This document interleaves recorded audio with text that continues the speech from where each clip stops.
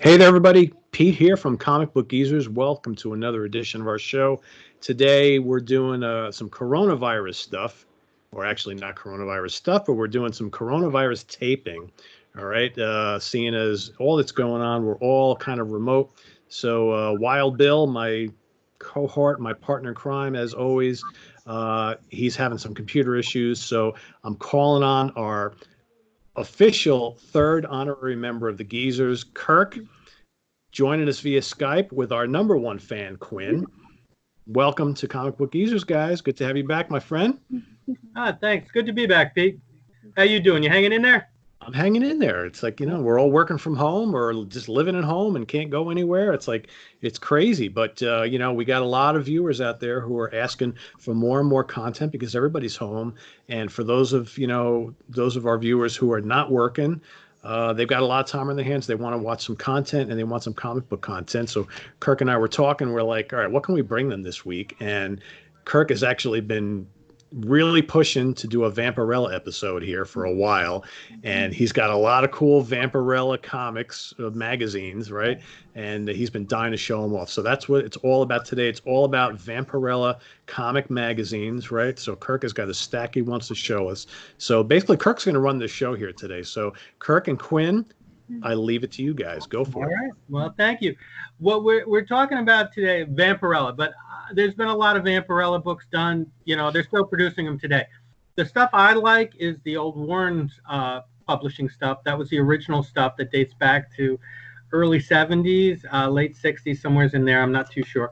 By Warren Publishing. They did a couple of books. They did Creepy and Eerie initially, and then they decided their third book was going to be Vampirella, which had a female vampire in it, which turned out to be the most popular out of the three, actually. And Vampirella not a bad looking vampire either. No, I got to admit the costume, there isn't much to it.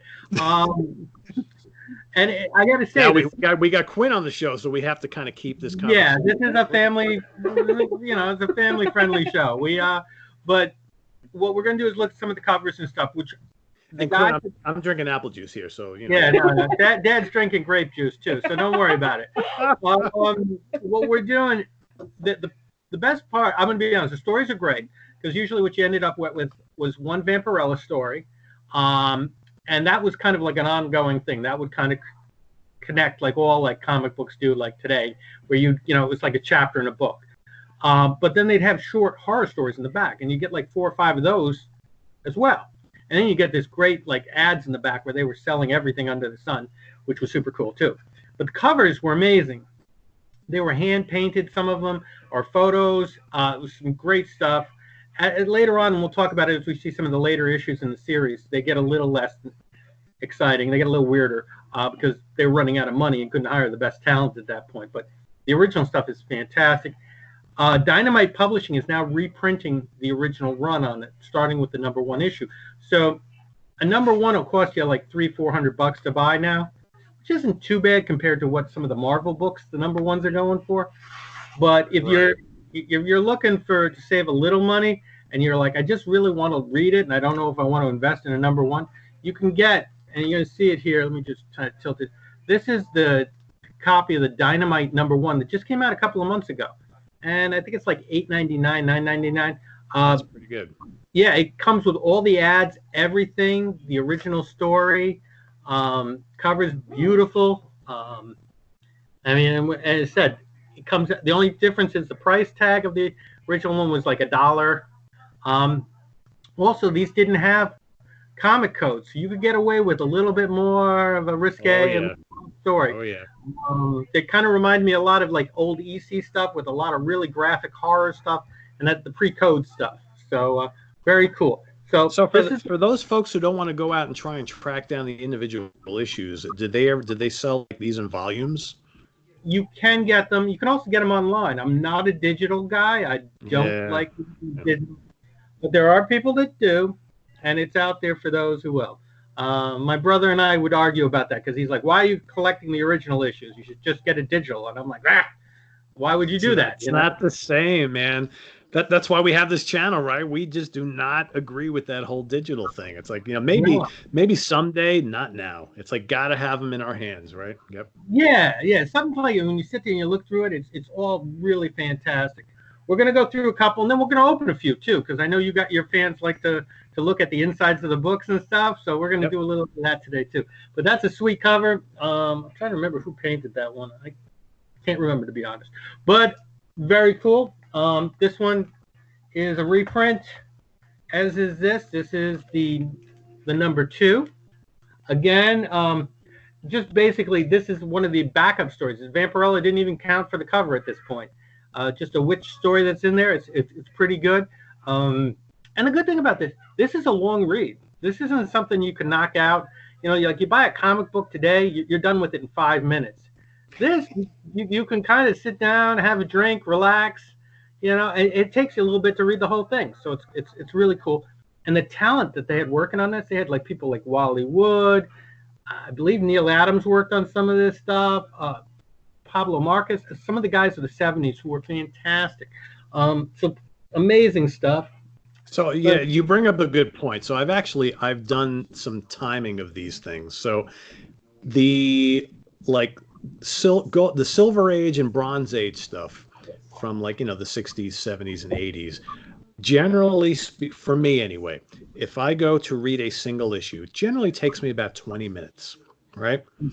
If I go to read something that was published in the last 20 years, it's a 5-minute read. If I go to read one of those old classic 70s magazines, that's a good 45 minutes, right? Or more. Or more, depending on, because some of them are a little thicker than others. So that's a really good point you bring up. I think that because, if we go back in the day when those were on sale in the newsstands, what did they cost? Like $1 and change, right? Something like that. So, a lot of people used to be like, oh, but, the regular comics are 20 cents or 25 cents or whatever. The magazines, the black and white stuff is so expensive. But you know what? You're spending that's a good read right there. It's like triple the amount of content or more that you would get in the regular, color comic book at the time. And you're getting really top names in the field, like guys who we look back on now. I don't know, back then they were kids too themselves, because these guys are in like their 20s and 30s, living down in New York City, just doing this work. These are some of the big names who became legends in the comic field. So I mean, you get stuff. It's not the Spider-Man, Batman stuff that we love, and I gotta say I'm a big fan of that stuff. Oh, sure, yeah. But this stuff is really good. And again, if you like horror, I strongly recommend these books. Just some real great stuff. And as I said, the Vampirella story stuff, they started out kind of a little campy initially at first, but those got darker too. These books got darker before the regular main stuff. Not now with Wolverine and the Punisher, things got darker in like the 80s going into the 90s. This stuff was ahead of its time in a lot of ways. And it's amazing that they were able to publish this stuff and nobody kind of shut them down, because it kind of leaned towards like heavy metal, which, I like that stuff too. So, but you know what? That was probably the perfect decade for it. Yeah. That's how they got away with it, right? Yeah. Well, here's the next one's a great one. This one, and I'm going to try to get this. I'm going to try to get that posted there. If you check in the insert, it's black and white. It's a Wally Wood cover. Love Wally Wood, but they do like a hand painted insert in the front. This story in particular is fantastic. The story from the cover. It's a great book. This is issue number 9. It was 60 cents for this book when it issued. Wow, that's a good. It's a classic story. I'd actually read the story before I got this in an omnibus that I got on different horror stores. But it's fantastic. And again, you look at the painting that goes in. These, these were not like quick things kicked out. These are real. There was a lot of love that went into making these books. So great stuff. All right. So Quinn is probably saying right now, it's like, Dad, I really need to read that one. Yeah. Maybe not. But anyway, you got to come back in a year. Here's another one. This one's a great one. I got this one not that long ago, actually, off of a dealer in Connecticut. But you check it out. And again, they were a little, they kind of knew their market to some degree, because they were selling to teenage boys and such. Well, And let's be frank here.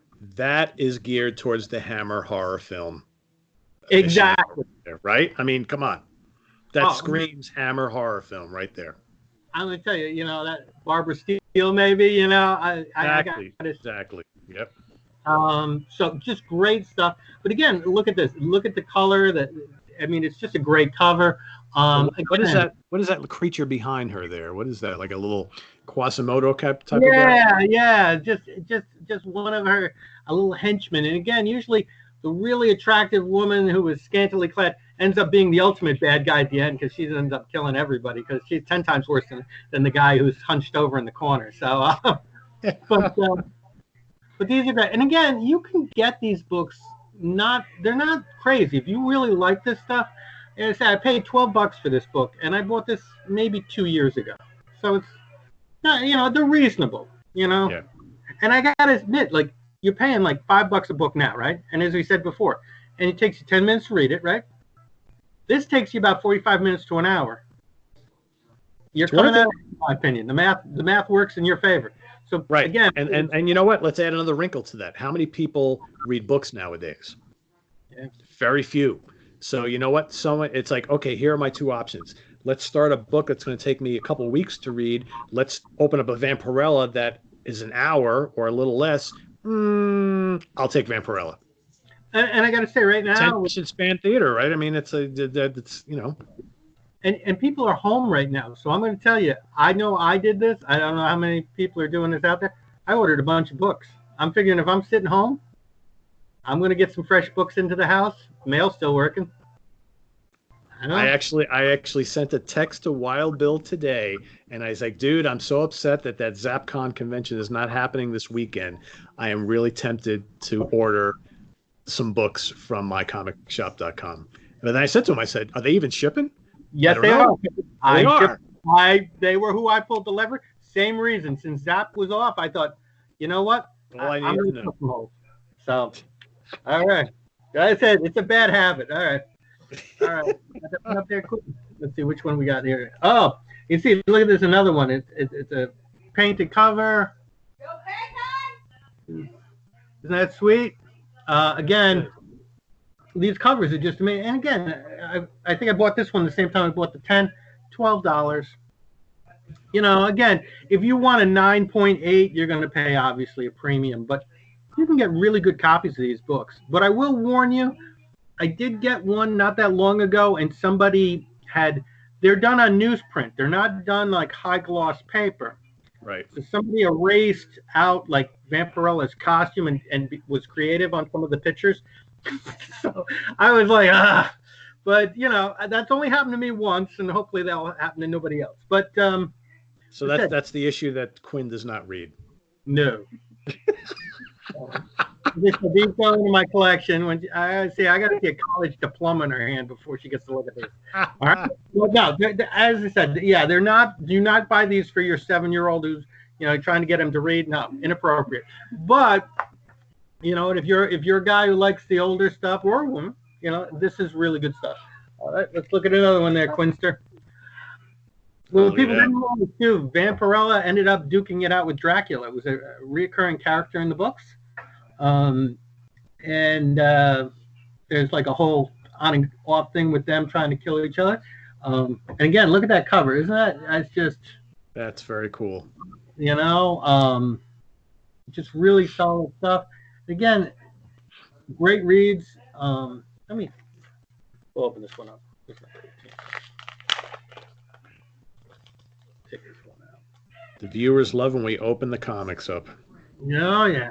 I mean, you can see, let me just try to get this up there right. I'm going to try to get,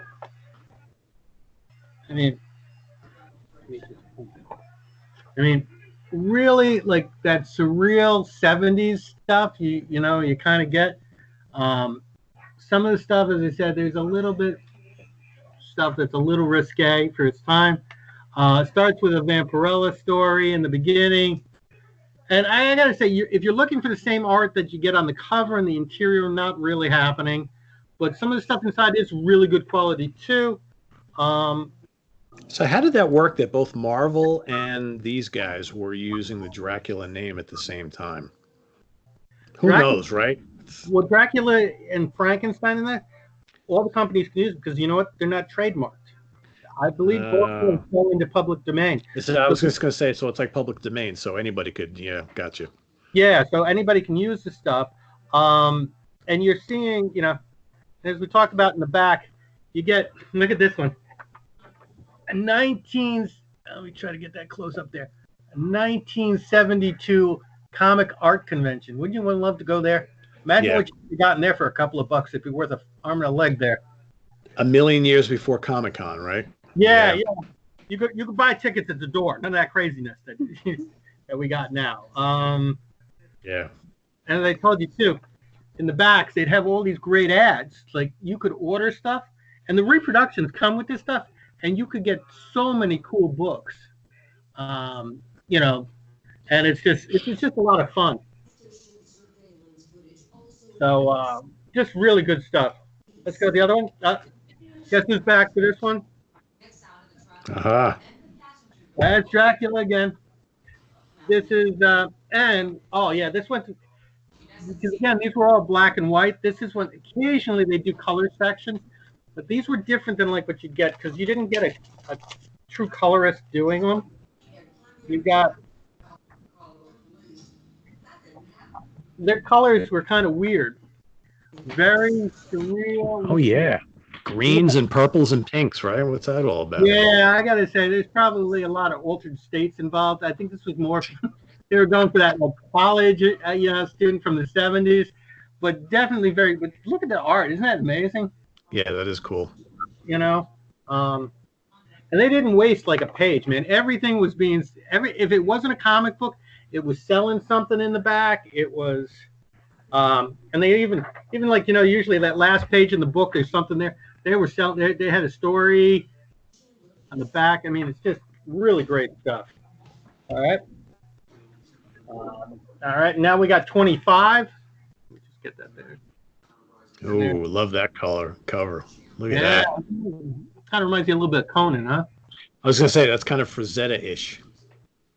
Yeah, I think Frazetta did work on a bunch of these too. I think he did. Yeah, I think he did. Um, but yeah, as I said, get that one. Let's do. All right. Oh, very, very surreal again with the weird colors and just great stuff. And again, I didn't buy that one too long ago either. $6. I mean, you can, Can't beat that. nah, man. So, oh, the next one is I believe a Frazetta, and this one's really good because I believe this. Oh, this is the Luna, the Beast Girl, trapped in the midst of a tribal uprising.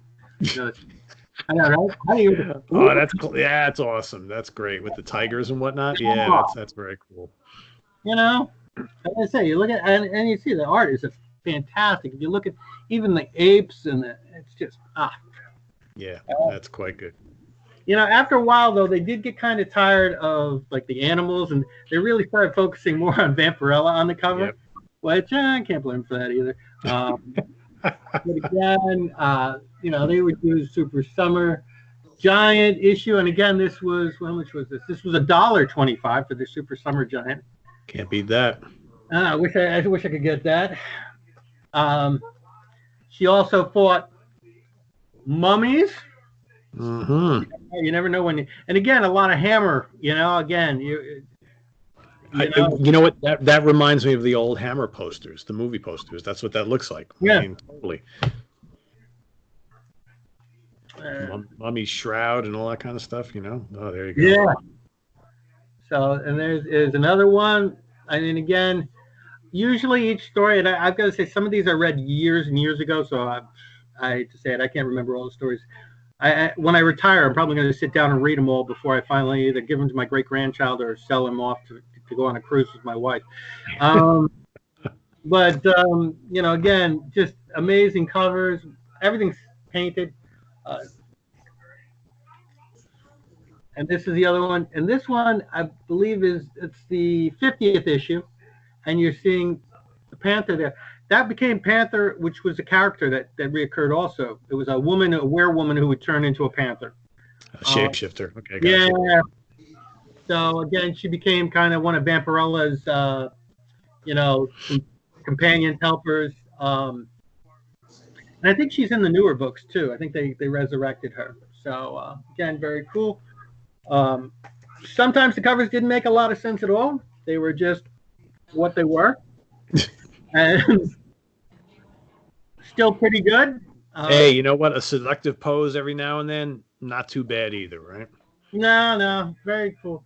Supposedly they had a bunch of models that would wear the costume and they'd paint and stuff for them. That's not surprising. There's another one. Yep. Yeah. So we're up to 54 here, and yeah, looking at it, she looks pretty good. Not the most effective crime fighting costume the world has ever seen. I was like, all right, but whatever. That's like the Carolyn Monroe thing, right? I almost wonder if that's what that was patterned after, right? Yeah, exactly. It's just kind of, but as again, there's another giant one. Why don't we take a peek inside this one because we'll look quick inside this one. Because again, I think this is the one with the. Yeah, they would do, and as I said, most of it would be black and white, but then they started doing like real. Oh, let me make sure you can see that. Real color in there. You see, like, but again, I'll be honest. These books, in my opinion, I don't know. There's something with Vampirella versus the Seven Dwarfs.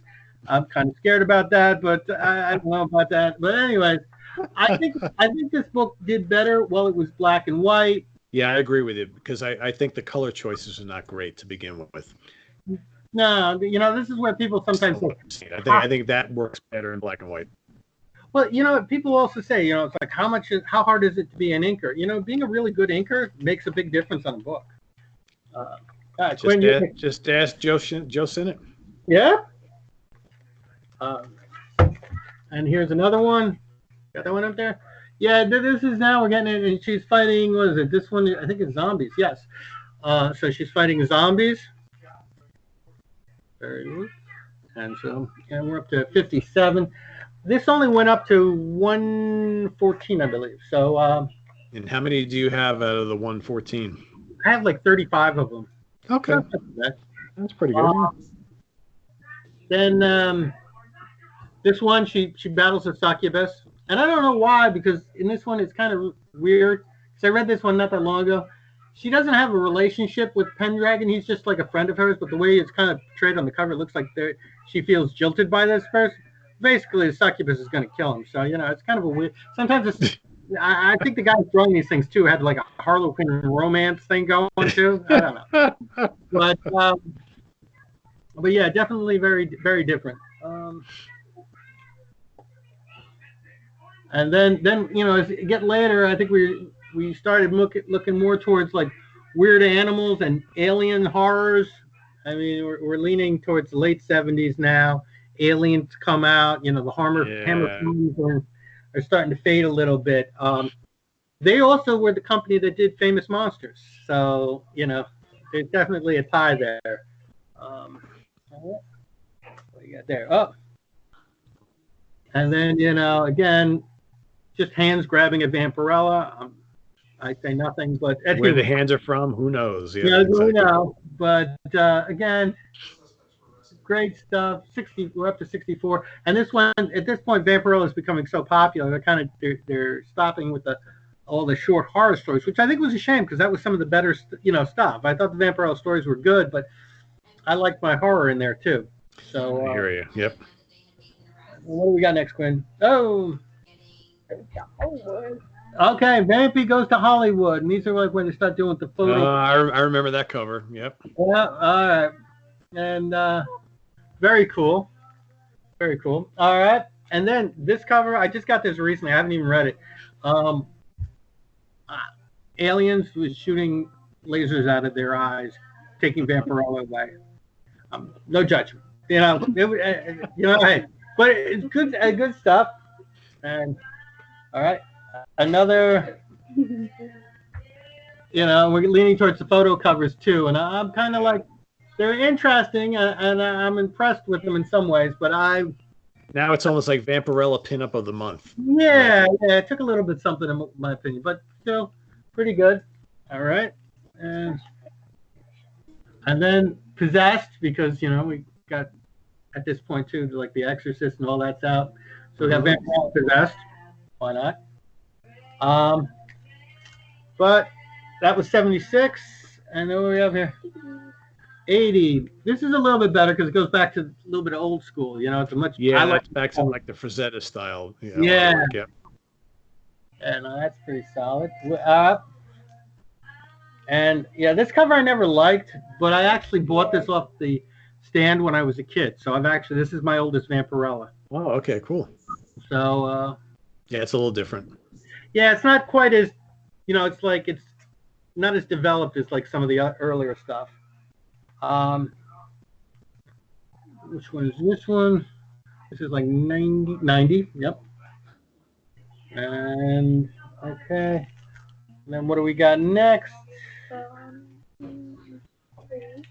93. Yeah, 93 is in my opinion, a nicer cover. We just try to get the glare off that. Oh yeah, I like that. Yep. Yeah, that's kind of, and this is the point. I think they were trying to recapture, because at this point the company's having some financial problems. They were kind of starting to hurt a little bit.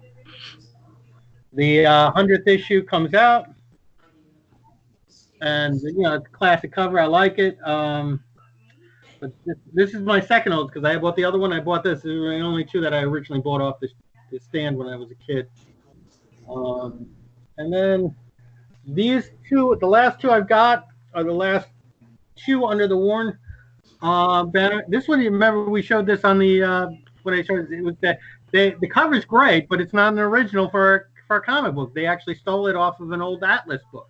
Oh boy, okay, that's a great cover. It's a great cover, so we like it. And again, it came with some different stuff. And then the final one is. This is actually the final Warrenberg. This is actually hard to get because it was a low print run. There are not a lot of these out there. I got a guy who was a dealer looking to dump it. But again, it was all vampy stuff, but it was most of its old reprint stuff because, again, they were circling the drain. I dig that cover. I like the eyes all over the place. That's pretty cool.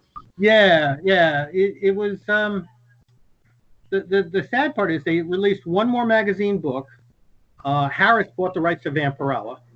It didn't pan out for them. They shuttered everything, and they came back with a comic book like a year or two later.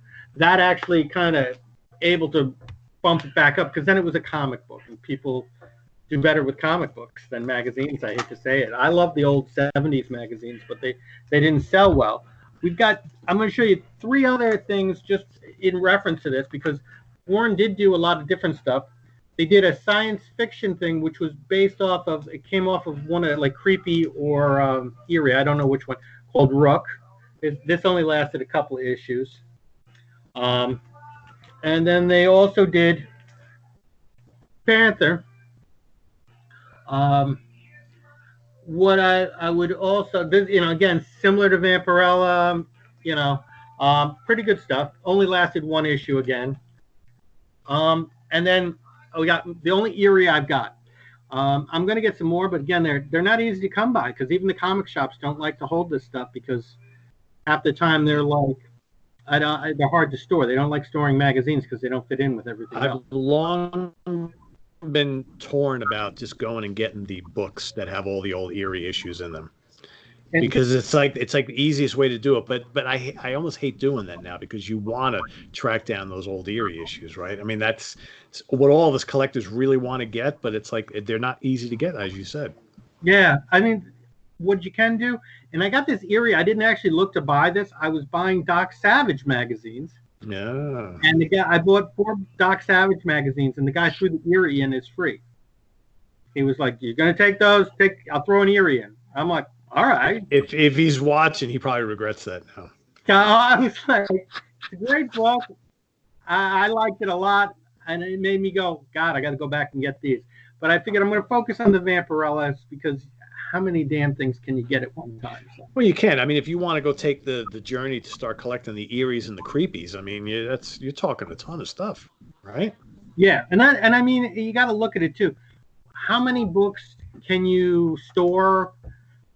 How many books? I got to admit, if you're lucky enough to be in a relationship with somebody else who's a comic collector, that's awesome. But most of us tend to be in relationships with non-collectors.